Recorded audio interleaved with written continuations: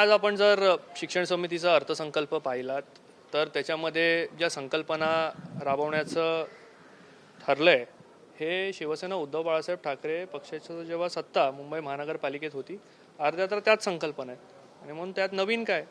आणि एक सर्वात महत्त्वाचा मुद्दा त्यात आहे की 7,241 कोटींची थकबाकी ही राज्य शासनाकडनं महानगरपालिकेला येणं बाकी आहे. आणि आज राज्य सरकार तुमचं आहे, महानगरपालिकेत सत्ता तुमची आहे. आमची सत्ता होती तेव्हा मान्य करत होतो आम्ही विरोधक असल्यामुळे आम्हाला देत नव्हतात. पण आज दोन्ही ठिकाणी तुमची सत्ता आहे आणि जर ते पैसे आले तर आमच्या सर्वसामान्य मुंबईकर विद्यार्थ्यांना त्याचा फायदा होणार आहे, त्यांच्या शिक्षणासाठी त्याचा फायदा होणार आहे. आणि म्हणून ते राज्य शासनाकडनं पाठपुरावा करून मुंबई महानगरपालिकेकडे ते पैसे आणण्याची जबाबदारी आताच्या सत्ताधाऱ्यांची. एकीकडे मुंबई महापालिकेच्या शाळांना C1 कॅटेगरी सांगून त्या पाडल्या जातात, पण आताच माहिती समोर आली त्याच्या महापालिकेच्या 479 शाळा त्यातल्या फक्त 57 शाळांचं काम पूर्ण झालेलं या सगळ्या. आणि सर्वात महत्त्वाची गोष्ट आहे कारण आपण जर पाहिलं जर C1 कॅटेगरी आपण करून शाळा पाडत असाल तर त्यावेळेला तिथल्या शिकणाऱ्या विद्यार्थ्यांचं काय, त्याच्यासाठी तुम्ही काय उपाययोजना करणार आहात का, ही महत्त्वाची गोष्ट आहे. आणि आपण सगळ्यांनी त्यावरती पाठपुरावा करून ते सोडवलं गेलं पाहिजे.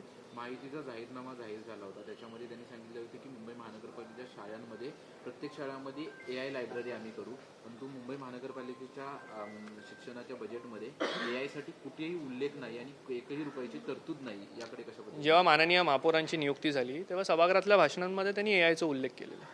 आणि आज जेव्हा आपण बजेट बघतो शिक्षण समितीचं तर AIचं प्रशिक्षण हे कुठेही आम्हाला बजेटमध्ये त्याची तरतूद झालेली दिसत नाही. तर मला कळत नाही की त्या भाषणामध्ये माननीय महापौरांनी त्यात AIचा उल्लेख केलेला आणि शिक्षण समितीच्या बजेटमध्ये त्याची तरतूद का नाही आहे, हा एकदम मोठा प्रश्न आहे.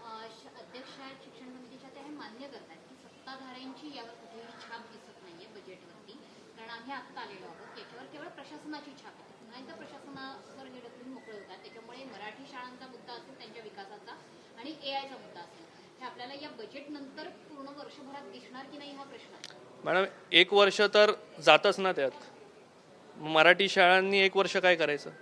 आणि म्हणून जर तुम्ही सत्ताधारी आहात तर सत्तेत आल्यानंतर प्रशासन तर तुमचं होतं, राज्य सरकार तर तुमचं आहे, पाठपुरावा करून प्रोव्हिजन्स तुम्ही या बजेटमध्ये टाकले पाहिजे होते, का नाही टाकले. आणि आता प्रशासनावरती ढकलून हे चालणार नाही आहे, कारण राज्य सरकार तुमचं आहे, प्रशासन तुम्ही चालवत आहे. विद्यार्थ्यांना बेस बस मोफत सेवा देणार असं म्हटलं गेलं या आधीही सुरू आहे, पण बेसचे वाढलेले अपघात आणि बेसमध्ये नसलेले CCTV या सगळ्यांवरही कुठल्याही गोष्टीचं सांगण्यात आलेलं आहे. नाही, एक जॉईंट कमिटी त्यामध्ये शिक्षण आणि बेस्टला एकत्र घेऊन त्या ठिकाणी बेस्टमध्ये असलेले CCTV टाकणं असेल या संदर्भात देखील निर्णय त्या ठिकाणी घेतले पाहिजेत.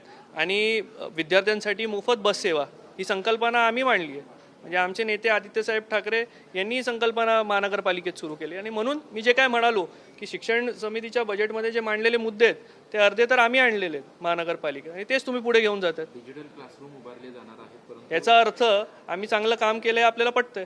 डिजिटल क्लासरूम उभारले जाणार आहेत मुंबई महानगरपालिकेच्या शाळांमध्ये, त्याचसोबतच इंग्रजी भाषा शिकण्यासाठी जवळपास 279 लॅब जे आहेत ते ओपन केल्या जाणार आहेत, परंतु मराठीसाठी आता आपण डिजिटल क्लासरूम म्हणालात, शिवसेना पक्षप्रमुख उद्धवसाहेब ठाकरे यांनी 2012-13 साली व्हर्च्युअल क्लासरूम्स ही संकल्पना आणलेली. व्हर्च्युअलचं फक्त डिजिटल केलं आहे, नाव फक्त बदललं आहे, संकल्पना आमचीच आहे. आणि म्हणून तेच मी सांगतोय, या संकल्पना आम्हीच आणलेल्या आहे. आणि म्हणून या बजेटच्या माध्यमातून एक कळतं की शिवसेना उद्धव बाळासाहेब ठाकरे पक्षाने मुंबई महानगरपालिकेत जे काम केलं आहे तेच पुढे घेऊन आपण घेऊन जात आहे, म्हणजे आम्ही केलेल्या कामाचं आपण कौतुक करतोय.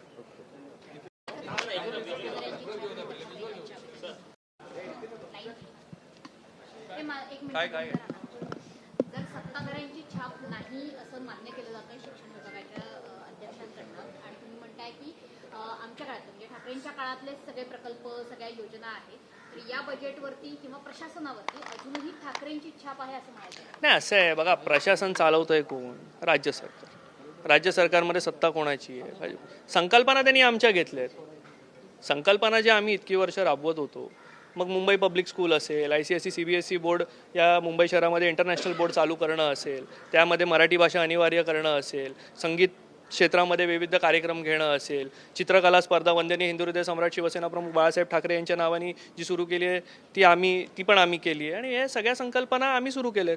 तेच आपण बजेटमध्ये त्या ठिकाणी नमूद केले आहेत आणि म्हणून ही आमच्या संकल्पना तुम्ही घेऊन ती बजेट बनवलं आहे. पण त्यामध्ये राज्य सरकार जे प्रशासन आमचं चालवत आहेत त्यांनी ते केलं आहे असं सत्ताधारी म्हणत आहेत. पण शेवटी आज या मुंबई शहरामध्ये माननीय महापौरांची नियुक्ती झाली आहे, स्थायी समितीचे अध्यक्ष आहेत, शिक्षण समितीचे अध्यक्ष आहेत आणि म्हणून प्रशासनावरती हे सगळं ढकलून होणार नाही. आपण देखील ही जबाबदारी आता घेतली पाहिजे कारण लोकांनी आपल्याला निवडून दिलं आहे, आपल्याला त्या ठिकाणी बसवलं आहे आणि म्हणून त्यामध्ये बदल कसे करावे ही जबाबदारी आपली आहे.